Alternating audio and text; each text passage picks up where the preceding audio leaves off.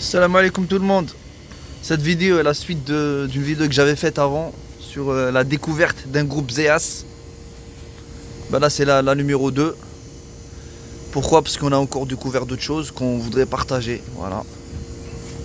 Elle est là, la carcasse, cette fois-ci je l'ai ouverte. Voilà.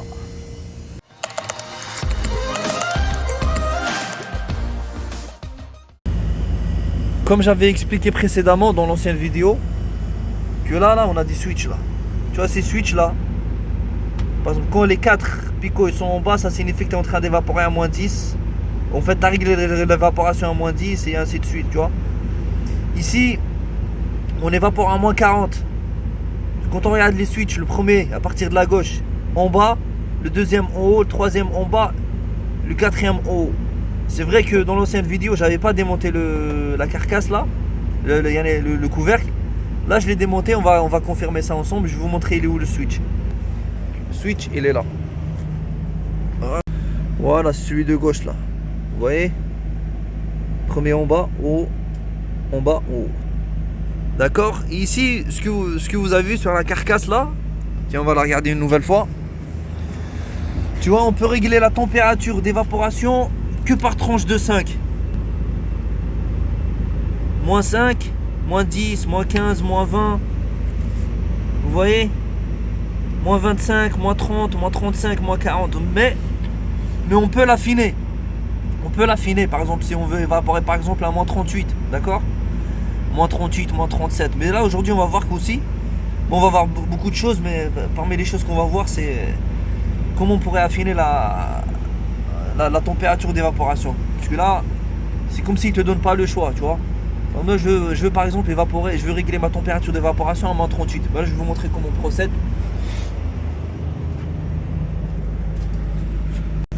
J'ai enlevé le flash pour qu'on puisse voir les LED allumés. Là quand on regarde là, l'installation elle est en fonction normale. Quand elle est en fonctionnement normal et tout va bien, il n'y a que vous voyez le bouton là, le voyant là, le LED H3P qui est allumé. Donc pour affiner le paramètre là, par exemple là je suis en train d'évaporer à moins 40, je voudrais évaporer à moins 37 par exemple, d'accord? Donc j'appuie sur BS1 là, vous voyez le bouton BS1 en bas là, j'appuie 5 secondes. Voilà, j'ai le LED H1P qui s'allume. Pour entrer dans le paramètre, pour affiner la température d'évaporation, j'appuie une fois sur BS3, d'accord. Là on voit que la LED H2P qui clignote, vous voyez la H2P qui clignote. En fait je suis en train d'évaporer à moins 35 là, parce que en fait si le voyant là, la H7P là, elle serait allumée, je suis en train d'évaporer à moins 40. Comme c'était réglé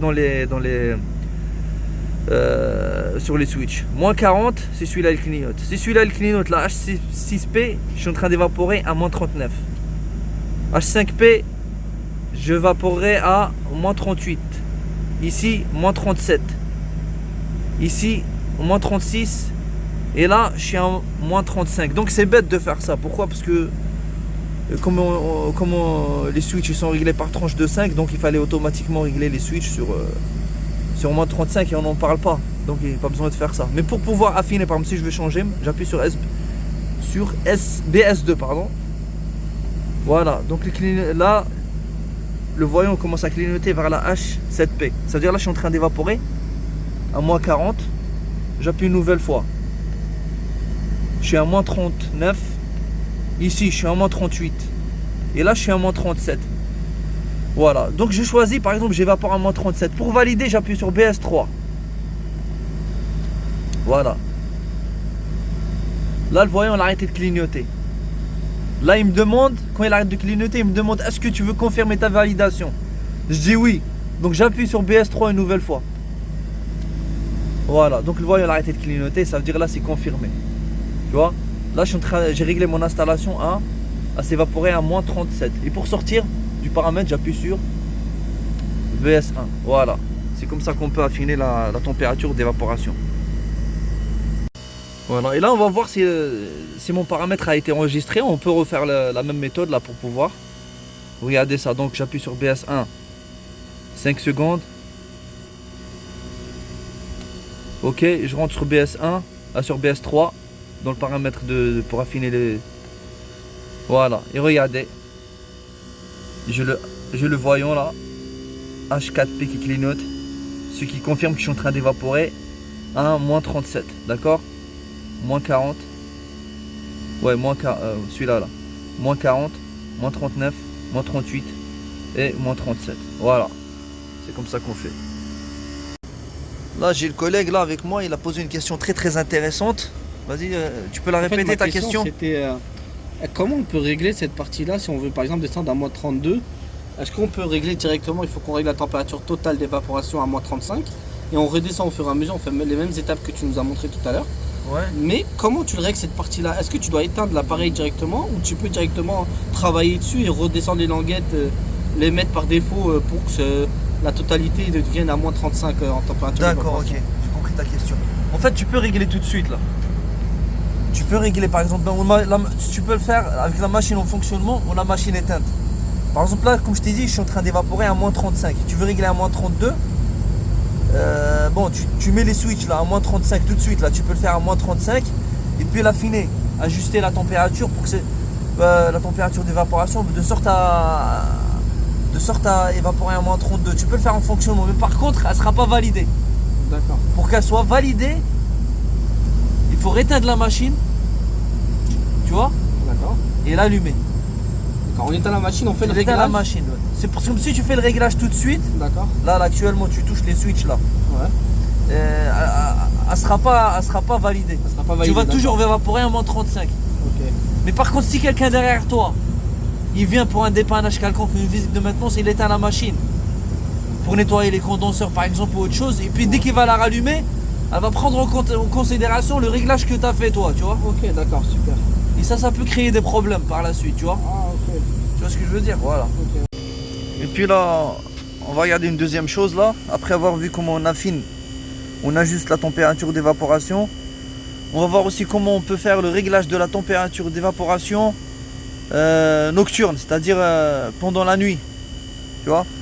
Par exemple, ça fait du bruit la nuit, le voisinage il se plaint. Et comme il n'y a pas de clientèle dans le magasin, etc. et tout ça là, donc les vitrines ou la chambre froide n'est pas trop sollicitée, donc on pourra augmenter la température d'évaporation. Comme vous avez vu ici, je suis en train d'évaporer à moins 35, d'accord, la température de base, tu vois. Bon, moins 40, ils l'ont affiné eux à moins 35, donc on est en train d'évaporer à moins 35. Là, je vais voir comment je vais augmenter la température d'évaporation pendant la nuit. Donc j'appuie sur BS1, 5 secondes. Ok. Une fois que le voyant tout à gauche il s'allume, j'appuie sur BS2 11 fois pour rentrer dans le paramètre numéro 11. Et le paramètre numéro 11 là, il sert à régler la température nocturne, d'évaporation nocturne. D'accord? 1, 2, 3, 4, 5, 6, 7, 8, 9, 10 et 11. Là, je suis dans le paramètre numéro 11. Pour rentrer dans le paramètre numéro 11, j'appuie sur BS3 pour valider l'entrée. Voilà. Donc là, je suis en train d'évaporer je suis à plus 1. C'est ça? Attends, je confirme ça. Ici. Tu vois? En fait, voilà, non, ouais, c'est ça, je suis à plus 1. En fait, j'ai aucun voyant. J'ai celui de gauche qui est allumé, c'est normal, je le vois. Et puis, j'ai aucun voyant. Tout le reste, il est éteint, tu vois. De H2P jusqu'à H7P, tout est éteint. Pour pouvoir ajuster la température d'évaporation nocturne, j'appuie sur BS2, tu vois. Donc voilà, j'ai le H7P qui est allumé. Qu'est-ce que ça signifie le H7P? Alors, mon pote, voilà, H7P, ça veut dire plus 2. Ça veut dire moins 35 plus 2, je suis à moins 33. J'évapore à moins 33, d'accord? J'appuie une nouvelle fois sur BS2. Là, je suis en train d'évaporer à plus 3. Ça veut dire à 30, 31, c'est ça? 32, ouais, j'évapore à moins 32. Là, j'évapore à moins 31. D'accord? Et là, j'évapore à moins 35. Et là, de moins 35, si j'appuie une nouvelle fois sur BS2, pardon, j'évapore à moins 30. Ouais, moins 30, moins 31, je passe. Là, j'évapore à moins 30. Si j'appuie une nouvelle fois sur BS2, de moins 30, là, je passe à moins 20. Vous voyez, quand les deux voyants là, ils clignotent là, j'évapore à moins 20. J'appuie une nouvelle fois, et là, de moins 20, je passe à moins 15. Tu vois, j'évapore à moins 15. Et là, de moins 20, de moins 15, je passe directement à moins 10. Vous voyez? Et là, quand le seul voyant là de H4P qui clignote, là je suis en train d'évaporer à 0. Ça change rien, là je suis à plus 0. C'est-à-dire que j'évapore à moins 35, quoi, tu vois. Voilà, et pour valider, quand j'aurai choisi ma température d'évaporation pour valider, j'appuie sur BS3. Et puis il me demande de confirmer la validation, j'appuie sur BS3 une nouvelle fois, comme tout à l'heure. Et puis pour sortir, j'appuie sur BS1. D'accord. Là, on a vu comment on règle la température d'évaporation nocturne. Mais pour qu'elle s'enclenche, il y a un câblage à faire. D'accord? Déjà, je vais vous montrer le petit tableau là. Le petit tableau pour pouvoir affiner la température de nocturne. Voilà, elle est là. D'accord? Ok. Et là, en fait, quand j'appuie 11 fois pour être sûr que je suis vraiment dans le paramètre numéro 11 de réglage d'évaporation pendant la nuit là, il faut vraiment que ces paramètres là, ces voyants là, comme on voit ici là, voilà, ils sont là. Il faut vraiment que le premier voyant, pour être sûr que je suis vraiment dans le numéro, parce que des fois on peut appuyer 12 fois, on a pensé qu'on appuie 11 fois, on peut appuyer 10 fois, alors il manque encore une petite pression avec le doigt.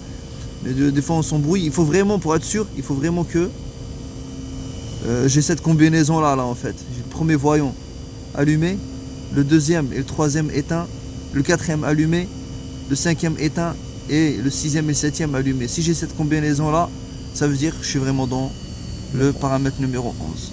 Voilà. Mais pour pouvoir enclencher par exemple la température nocturne, il y a un câblage à faire. D'accord? Le câblage est tout simple. On va regarder sur le schéma électrique avant de regarder les composants au niveau de la carte électronique, etc. Donc voilà. Vous voyez ces composants là? Le premier composant là qu'on voit, il y a marqué dessus ABC, il est ici. Voilà, vous voyez, il est là. Donc, je vais zoomer un petit peu comme ça, je vais reculer pour qu'il y ait un bon champ de vision. Puis j'arrive comme ça. Vous voyez, il est ici là. Tu vois? A, B et C. Le deuxième composant, il est celui-là là. Vous voyez? Un 2, il est ici. Voilà. Là, ce qu'il faudrait faire, il faudrait créer juste un contact sec entre le A et le 1. C'est tout simple. Vous pouvez. Ah, le contact sec, il est là. Vous voyez, il est là. Là, c'est tout simple. Il suffit juste de faire un contact d'horloge. Tu vois, les horloges analogiques là. On alimente l'horloge analogique et puis on choisit le contact, par exemple un contact normalement ouvert. On règle les picots de l'horloge analogique pendant par exemple on peut dire de 22h jusqu'à 4h ou 6h du matin. Dès que le picot il arrive à 22h jusqu'à 4h ou 6h du matin, le contact il se ferme. Et puis dès qu'il y a un chantage là entre le A et le numéro 1, la température d'évaporation nocturne qu'on a réglé tout à l'heure, elle va se mettre en route. Voilà. C'est tout simplement ça. Et j'ai une question, Fétier, dis-moi, là, il y a un contact pour régler le mode nuit. Mais sur ton installation, là, il n'y en a pas. Pourquoi il n'y en a pas? Bah, il n'y en a pas parce que tout simplement, il n'y a pas de mode nuit. Tu vois? Là, par exemple, la température d'évaporation, elle est réglée à moins 35. À moins 35, là, t'as vu, même pendant la nuit, on reste comme ça, tu vois. Mais si un jour on décide de vouloir faire un mode nuit, il faudrait créer ce contact. Créer ce contact-là en plus. Il faudrait installer. Tu peux faire un interrupteur, hein. La personne, quand elle quitte le magasin, elle appuie sur l'interrupteur, tu vois, histoire de chanter le A et le 1 là, tu vois. Ça fait un mode Et nuit. puis voilà, ça bascule en température d'évaporation de mode nuit, tu vois. Et après, on pourra faire des étapes que tu as faites Voilà. pour régler le mode nuit comme on veut. Ouais, normalement, c'est nous qui le réglons, c'est pas le client, tu vois. Ouais, bien sûr, Mais c'est des fois, le ça. client, il oublie d'appuyer sur l'interrupteur, c'est pour ça le meilleur, c'est de faire une horloge. D'accord. Une horloge, et l'horloge, elle fait le boulot toute seule, quoi. Ouais, c'est sûr. C'est tout. Là aussi, encore une autre chose qu'on a découvert là, lors de mes formations. Bon, tout à l'heure, je vous ai parlé de ce switch là, de gauche. D'accord? Je vous avais dit que le switch de gauche, il sert à régler la température d'évaporation. Ça, c'est compris. Mais je vous ai pas parlé du switch de droite. Le switch de droite là, il sert à quoi? Déjà, quand on arrive sur une installation, on voit que tous les switches, ils sont sur off. Ils sont tout en bas là. Il faut savoir que la carte électronique là que vous voyez là, c'est une carte électronique d'origine. D'accord? Si demain elle est HS, on va la remplacer, c'est à ce moment-là qu'il faudra toucher au switch là. C'est-à-dire que si vous arrivez, vous trouvez que les switches là, ils sont plus sur off. Tu vois, il doit y avoir quelques-uns, ils sont sur off et d'autres sur on. Sachez que la carte électronique switch, elle a été, sachez que la carte électronique là, principale, elle a été remplacée. Quand on la remplace, comment on déplace les switches là? Tu vois, on va pas les déplacer n'importe comment. Tu vois, il y a un règlement, tu vois. Donc, comment on les touche? Comment on les règle? On va les régler selon la puissance. On va régler la platine selon la puissance de la machine, du groupe. Ouais, selon la puissance du groupe. Voilà, on va regarder ça tout de suite sur la doc. Donc voilà.